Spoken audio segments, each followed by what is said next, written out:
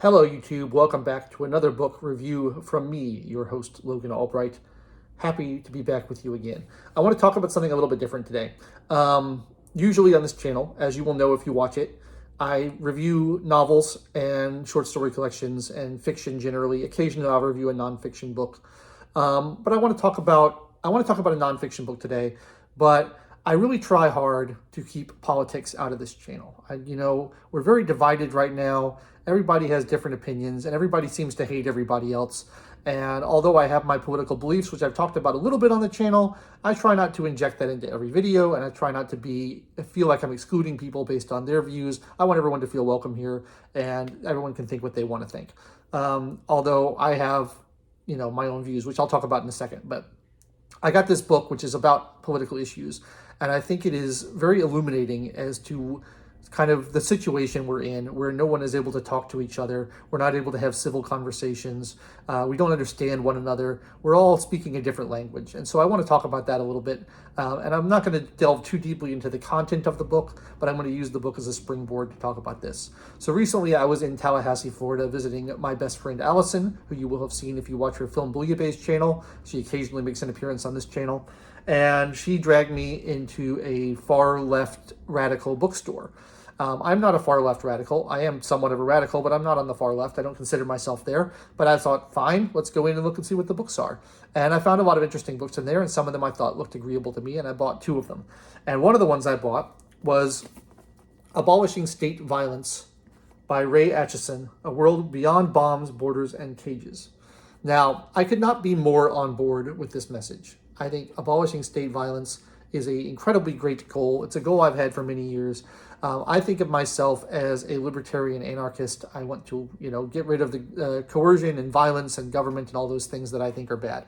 And if you want to know more about my views, you can pick up a copy of my book, Libertarian Paganism, out at the end of October. End of plug. But so I've read many, many books on this subject. I've thought about this for many years. It's something I thought I would be wholeheartedly in agreement with. And to a large extent, I am. Most of the goals outlined in this book are things that I'm 100% on board on. The author and I should be allies on this issue. And yet, I felt very alienated and put off by the language, the way this book is written. And I found it interesting because although we should get along and we should have a lot in common, the book is not written for me. It is not written for my audience. It's written for a far left radical audience. And it's very obvious that it's written that way by the language that is used. And the first thing that really popped out at me is a series of kind of jargon, insider buzzwords, slogans, kind of shibboleths, things you have to say to prove that you're on the right side of history, which I don't like. And I know I want to be clear here. I'm not just accusing the far left of doing this. I think everybody does this, and I think it's a problem that everybody does it. People on my side certainly do it too. There's lots of slogans and jargon that I think we need to get away from, and we need to, talk more neutrally to try to bring people in. The libertarians always say taxation is theft, and I agree with that, but I don't think it's bringing anybody in. I think it's off-putting to people because it sounds like, this is our club and this is the language we use within our club. And so in this book, on basically every page, instead of saying things like state violence is bad because it hurts people, it's always framed as saying violence from the imperialist, colonialist, white supremacist, heteronormative, patriarchal state is bad because it reinforces capitalist hegemony. And the whole book is written like that. And I find that it's repeated so often, so over and over and over again. Every time the state is mentioned, it has to be preceded by adjectives like patriarchal and heteronormative. You can't just say the state. And it just starts to feel like a little culty, a little like, you have to repeat the words, the magic words over and over again. It's this spell, it's this formula. Just keep repeating it over and over and over again. And at a certain point, you're not communicating, or at least you're not communicating the idea you think you're communicating. You're communicating, this is my tribe. And this is how my tribe speaks, and you should speak this way if you're in my tribe. And I found that very off-putting. And I'll be honest, as a straight white man in America, I found all the talk about whiteness and patriarchy and heteronormativity a little bit insulting, a little bit like I was being attacked. Even though it may not have been the author's intention, it kind of came across that way to me a little bit. Like I'm not welcome in this party.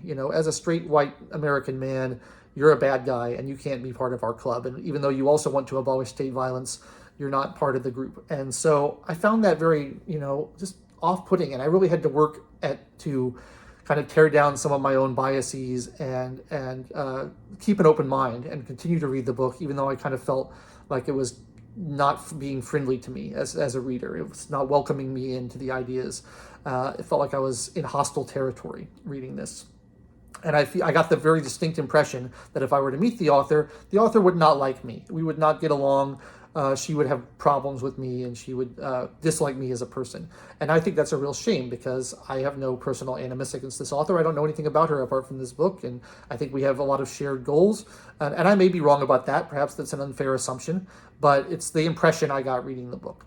And so it's not very welcoming to me to come into this. So this kind of sloganeering and jargon and stuff, maybe it's to bulk out the word count, maybe it's to send the right signals that you're on the right team, but I really feel like it's counterproductive to communication. I think if you simplify your language and try to speak to everybody, you'll have more success in getting your message across. And that's something that I try to do in my writing, and maybe not always successfully, but that's the first thing I noticed.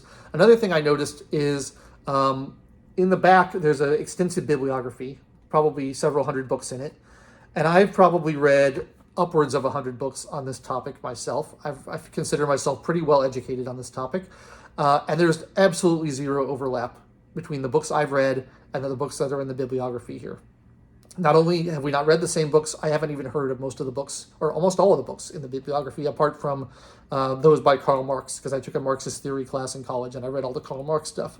And so I knew a little bit of it, but like almost all, there's basically no overlap between the things that I'm reading and the things that the author of this book is reading, even though, again, we share the same goals. We both want to abolish state violence. We live in different worlds. We live in different bubbles. We're surrounded by different materials and people and ideas. And even though we agree on so much, we're just so separate from each other. And I think that's a problem. And here again, I'm not just blaming the author of this book. I think that's unfair. I'm blaming everybody, and I'm blaming myself as well. I think we all need to do more to try to get out of our bubbles and not just read the same things that all of our friends are reading, and try to read more, which is one of the reasons I'm glad that I bought this book, so I could learn more about what the kind of the left-wing side of the anarchist spectrum thinks. So I thought that was interesting and a little bit troubling, just because there's so much out there that I have never heard of, and I'm sure all the books that I've read, this author's probably never heard of and never read. So that was interesting. And then the third thing that really struck me is just the language, the premises and the definitions that we use are so different. We have, we're using the same words, but we have very different ideas of what those words mean. And I thought that was interesting. The last chapter in this book, really the only chapter that I completely disagree with. I agree with 9/10 of the book, but there's one chapter in the book which I completely disagree with, is about abolishing capitalism. But the author's got a very different idea of what constitutes capitalism than I have. And I just found myself kind of puzzled reading this. The claims that were being made and the accusations that were being made, they were kind of taken as assumptions. They were kind of taken as a priori premises, as axioms. Capitalism is bad because of all these things. And some of those things I just don't think are features of capitalism. I don't agree with at all. It's not my understanding of what the word means. And then some of those things I don't think are necessarily bad, even though they're taken as bad. They're assumed to be bad without really making an argument of why they're bad. People can make money. I don't think it's necessarily a bad thing. So I just noticed this is kind of a running theme throughout the book. The premises there are so different. For example, everything is framed in this book in kind of terms of collective identity, which I really have a problem with. Even though I may agree with the broader sentiment. So it's we need to stop war, not because war is bad and war slaughters millions of innocent people. We have to stop war because it disproportionately impacts people of color.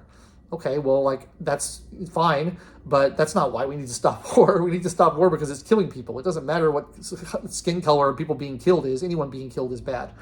And I found that really strange. And then it's these kind of identity politics are inserted into every issue. The one that almost made me laugh out loud because I found it so ridiculous is there was a section in the chapter about denuclearization, about getting rid of nuclear weapons. And I think that's great. Let's get rid of nuclear weapons. Totally agree. But there's a whole section in there about how this is a LGBTQ issue, getting rid of nuclear weapons. And I was like, what does that have to do with anything? Like, we want to get rid of nuclear weapons so we're not under threat of annihilation from, warfare and fallout and radiation poisoning and nuclear winter and all these things that are bad for everybody. How is this a specifically LGBTQ issue? It seemed very puzzling to me. So I had such a hard time understanding where the author was coming from, even though I agreed with the conclusions in most cases, because our axioms, our premises, the places from which we start our argumentation are so different from one another. And so those are kind of the three things I picked up on in this book. The slogans and the jargon, the having completely different definitions for the same words, and the not having any overlap in the kind of material we've been exposed to, I think that's really instructive and interesting as to why we are so polarized as a country and as a planet right now, and why we can't talk to each other, and why every conversation that includes any kind of disagreement turns into an argument or a fight, because we're not speaking the same language. We live in different worlds. And I think if we want to repair that, first of all, as communicators, as writers and video personalities, TV presenters, podcasters, whatever we are, we should try to be a little bit more inclusive with our language, not in terms of identity politics, but in terms of not trying to make people feel unwelcome in your conversation because you're using a bunch of terminology that they're not comfortable with or familiar with.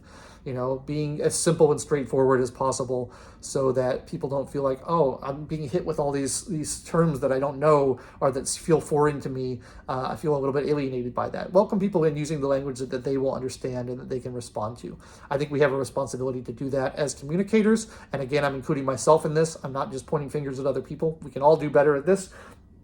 And then as readers and consumers and watchers, viewers, all these other things that we do, I think you should try to put down your guard a little bit. I think it's so easy to have a reactionary response to this kind of thing, and I am guilty of it. I started reading this book, I started hearing all the slogans I didn't like, and I started to get my guard up, and I was starting to think of rebuttals, and I had to check myself multiple times and be like, no, don't think of rebuttals, just listen to what the author is having to say. Don't try to argue with the author, don't try to rebut anything, don't feel defensive, just listen. And I think we need to be confident enough in our own philosophy and our own position that we're not afraid that if we hear an idea we disagree with, we can't let it in, because if we let it in, we might agree with it, and it might change our worldview. That's not going to happen if you've thought through your positions and you've spend some time learning what you think about the world. It doesn't hurt you to listen to other people's point of view and to listen to their positions. It's not going to change you fundamentally. It's not going to ruin your life. Just listen, hear them out with an open mind, hear what they have to say. And then if you want to, push back on it later, that's fine. But while you're reading, while you're internalizing these arguments, I think you really need to work to lower your guard, keep your mind open, and let these ideas come into you and try to understand from where the author is coming, and try to understand what is trying to be communicated. There's this idea of if your mind is so open, you don't let your mind be so open that it falls out. And I think there's some truth in that. You don't want your mind to fall out of your head, but if you've thought through your positions and you're secure in them, there's no danger in keeping an open mind and letting ideas flow in, because you can always reject them later. You can always say, I listened to that, I thought about it, and I decided no. So there's no danger in that, and we should all be doing that more. And then I think reaching out to trying to expand our bubble a little bit, talking to people who we may not agree with, and reading books that are written by people we may not agree with, to try to hear where they're coming from and listen to their side of the story is going to be beneficial, because the more we can understand each other, the more we can communicate. And we may not agree, and that's fine. We don't have to agree, but I think we're less likely to be combative and we're less likely to be aggressive and violent if we understand the people we're disagreeing with, instead of just blocking them out and having nothing to do with them and saying, well, they're just different, I don't want to hear what they have to say. So that's basically my take on this. I'd be interested to hear what the people who view this video think about it. I'm trying very hard to be fair-minded and not to say the author is wrong, and not to say that I'm entirely wrong. I think it's everybody. I think I could do better, the author could do better, but I just think I want to get your views on this kind of cultural divide, and how even though we may have the same end goals, our premises and our slang and our terminology and our jargon is so different from each other that we can't actually have a conversation, and why we're so angry with each other. I'd be interested to know your thoughts. Please leave them in the comments. And if you like the video, please like the video. That's easy, right? If you like it, and then click the bell for notifications and subscribe to the channel so you get more of this kind of stuff. I'm going to be back on my regular scheduled programming of reviewing novels and stories pretty soon. But I just wanted to do this because it's been on my mind ever since I read this book. It's been something I've been thinking about a lot.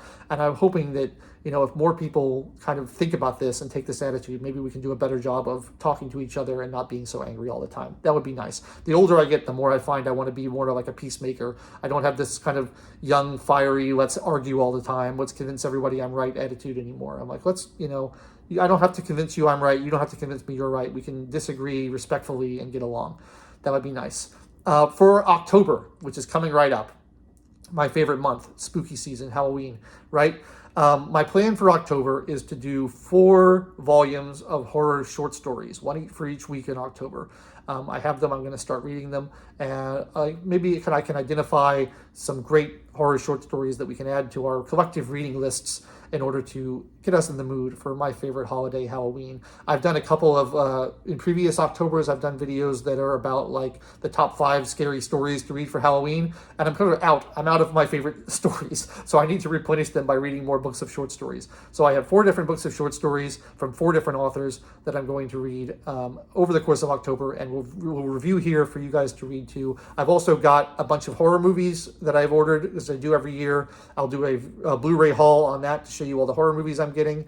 And I'll probably do more promotional material on my forthcoming book, Libertarian Paganism, Freedom and Responsibility and Nature-Based Spirituality, which is being released on October 27th of this year. So make sure you pre-order that if you're at all interested in learning more about my personal religious, spiritual, and political philosophy. I'd love for you guys to know about that. And I think it's sort of an invitation. It's an invitation for people who are looking for a spiritual system that suits them to maybe investigate paganism. It's an invitation for people who are alienated by the 2 major political parties in America and are looking for some other political philosophy that suits them to check out libertarianism. And it's an investigation of the overlap between those 2 things. I think it's quite an interesting book. It's different from anything else out there. I don't think anyone else has covered this topic, so you should check that out. That's all I've got for today. Thank you so much for watching. Let me know what you thought in the comments, and I will catch you next week. Later.